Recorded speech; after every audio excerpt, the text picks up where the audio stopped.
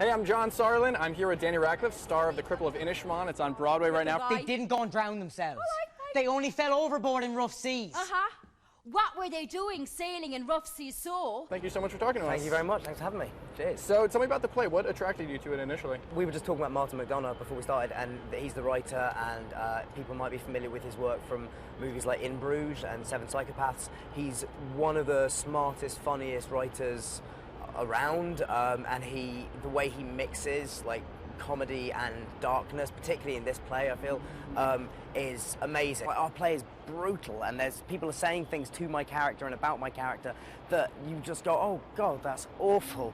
And then moments later, he will have you, in hysterics, laughing at something. So the play is a love letter in a lot of ways to the characters of Ireland. Have you gotten a specific response from any Irish fans after seeing the play?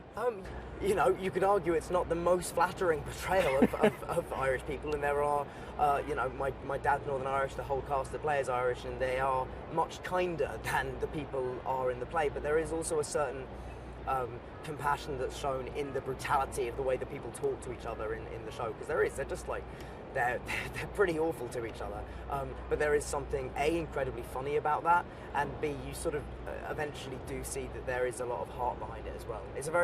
I hope it's a very moving play at the end of the day. So we're here in New York. Yeah. This is your third Broadway play. What about New York attracts you? It's a nice place for me just because, I have done a lot of theatre here as well, so, I'm known for not just Harry Potter, but also for the sort of theatre stuff in New York, it feels like. So that's, I enjoy that aspect of it. Are you comfortable walking on the streets? Do people bug you? Absolutely. No, I mean, like, occasionally, people will come up and ask for a picture or whatever, but most of the time it's absolutely fine, and most of the time people are really polite and sweet about it, and it's a very easy town to, like, I guess, be well known in, so thank you, New York.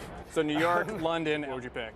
New York and London is very difficult because one will always be my home and where I grew up, but I do love being able to, like, spend as much time as I do here, so hopefully I will never actually have to make the choice, and I'm not going to make it now. Yeah, you can make that out of the privacy of your home or other places. That's the one thing that is different about London than from New York. Like, people actually move for ambulances and no one moves for ambulances? New York, no one moves. I've been amazed by that. That's the funny thing I still find amazing when I be here. It's like, no one cares. We have places to go. Yeah, exactly. Who's going to let a busy. small fire stop us? Yeah, it's fine. It's only a small fire.